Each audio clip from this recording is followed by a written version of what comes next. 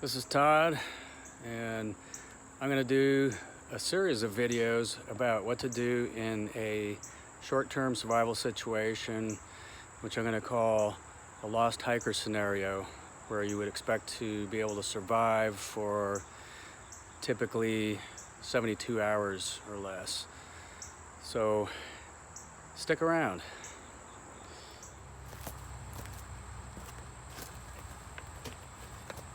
Okay, so phase one of a lost hiker survival situation.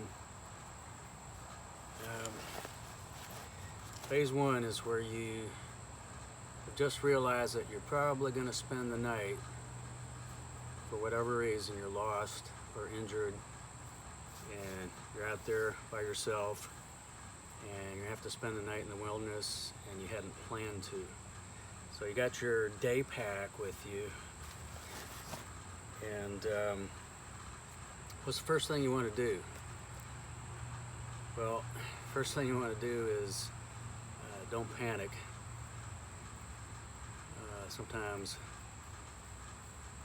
easier said than done, but that's when you got to sit down, breathe, eat, hydrate, and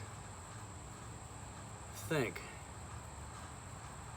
You've got to plan what your next move is, and you can only do that when you're not in panic mode. Is that right? Okay. Yeah, she wanted me to point out that, well, next thing we need to do is to take stock of what resources we have. So let's take a look at what's in our pack. And that way, we can make an effective plan. So let's do that.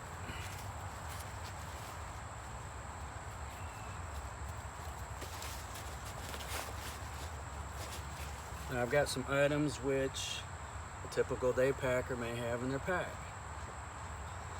Do I have the 5 C's? I do. I've got a container, I've got cutting tools, I've got combustion devices, I've got cordage, and I've got cover. This is one of those cheap plastic ponchos. Not very durable, but it is cover. It'll keep the rain off you. So something like that could save your life.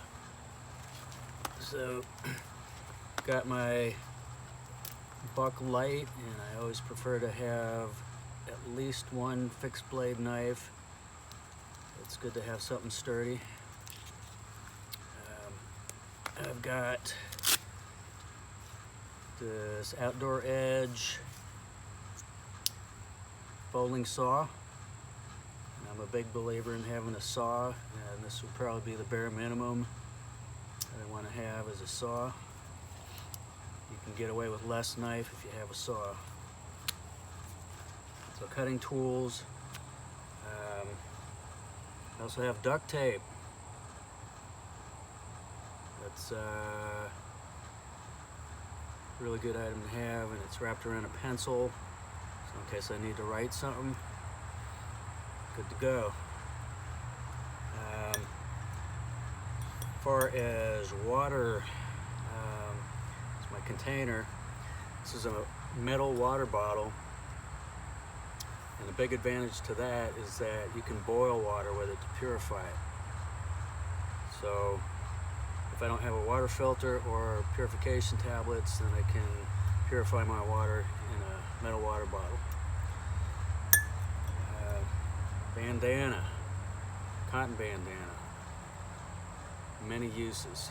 It is orange, so I could use it for signaling, and there's just a lot of uses for a bandana. 50 feet of cordage, many uses. And I've got my pack. So those are my survival items. So what do you do you think about what you have and what you need. So your immediate priorities, and that's the other thing we teach, is prioritizing what your needs are. There's the rule of threes, and that is that you can live for 3 minutes without air, 3 hours without heat, 3 days without water, and 3 weeks without food.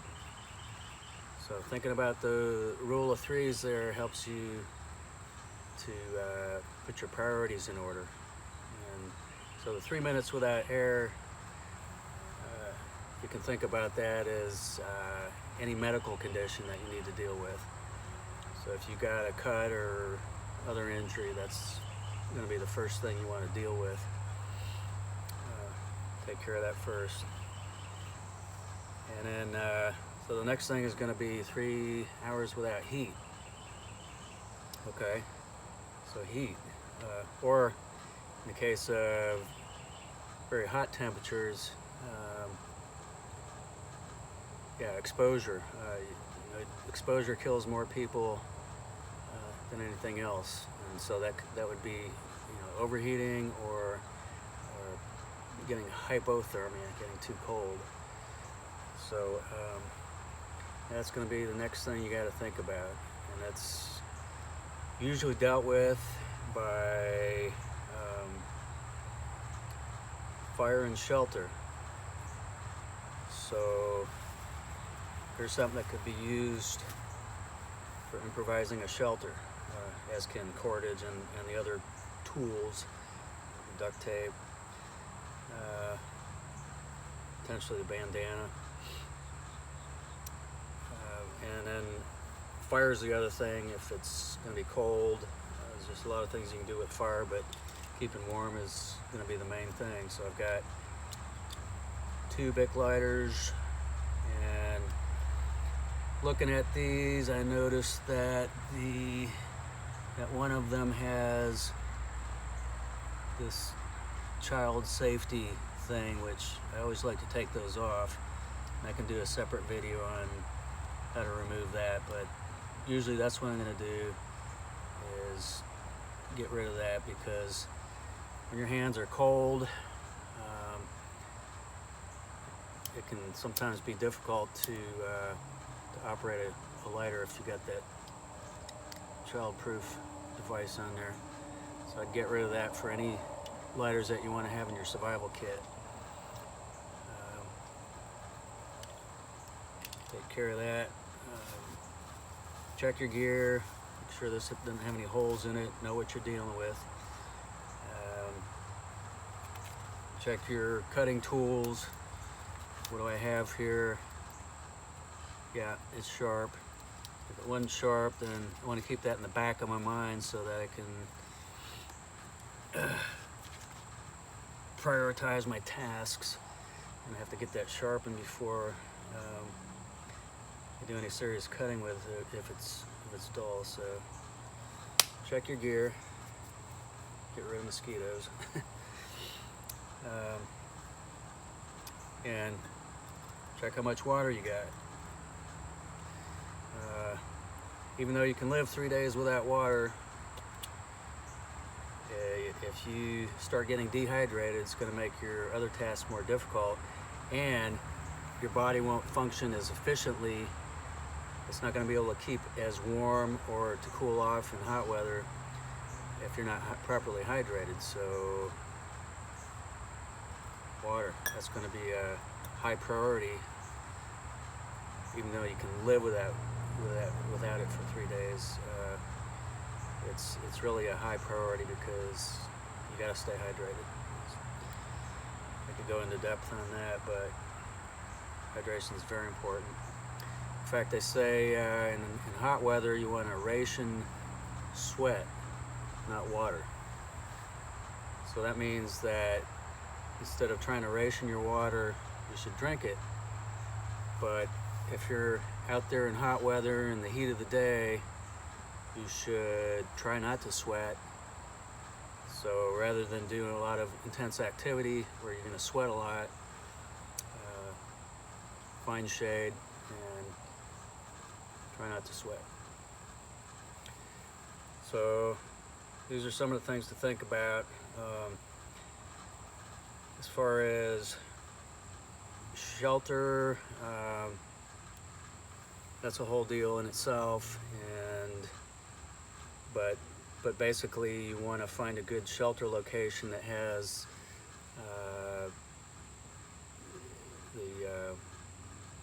there's the 5 W's that helps you pick out a shelter site, which is weather, wood,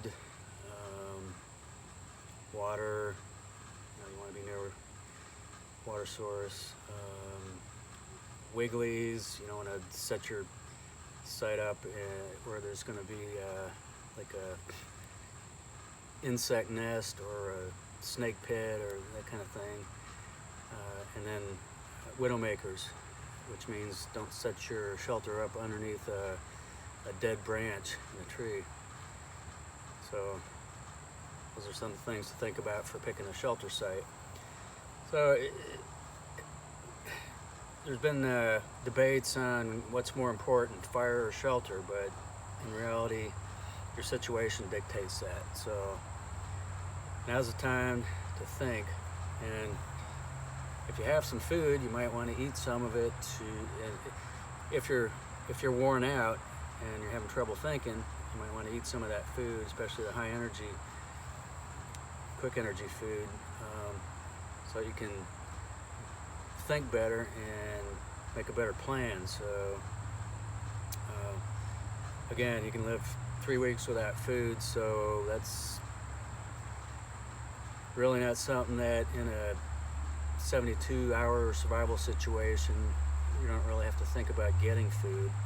If you have the knowledge about where to find food, be it from plants or whatever, then that's great. You know, you can eat as you go, but food's going to be low on your list.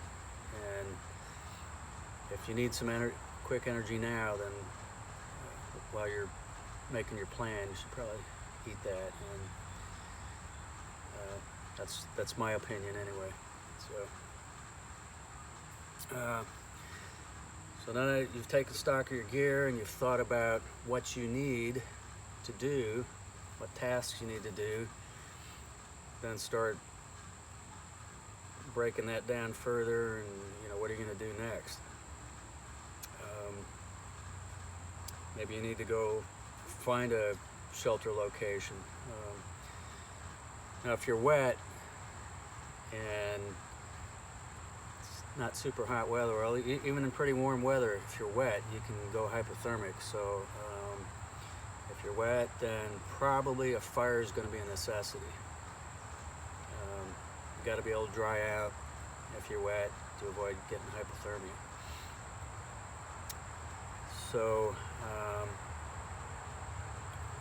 then think about, do I really need a shelter? Do I need to burn calories and time and effort in making a shelter? Can I get by with just a fire? That all depends too. I mean, getting a good night's sleep, you might need to set up at least a comfortable bed. And if there's a threat of rain, you might need to set up your cover over you to keep from getting wet. So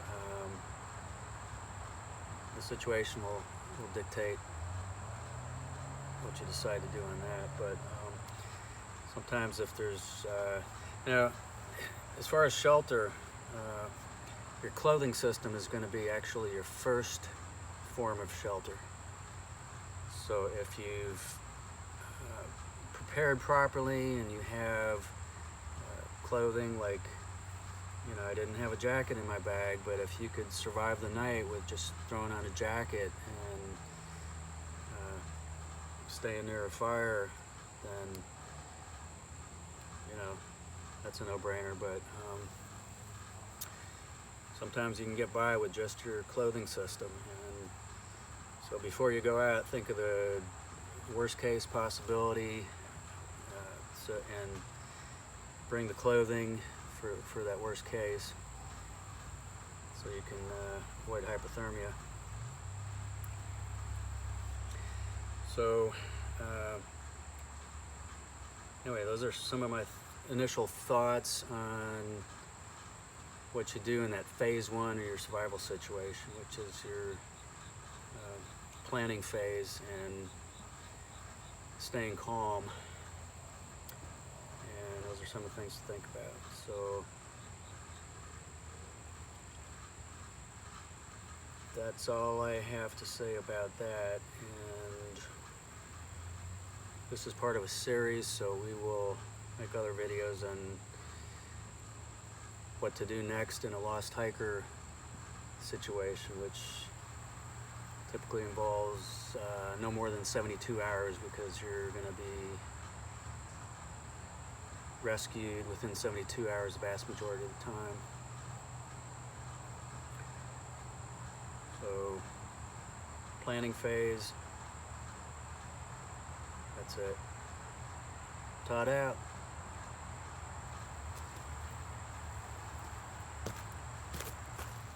You know what? I'm a survival badass. I don't need all this stuff, even though it's gonna be below freezing tonight and I'm stuck out here in the wilderness. I don't need this.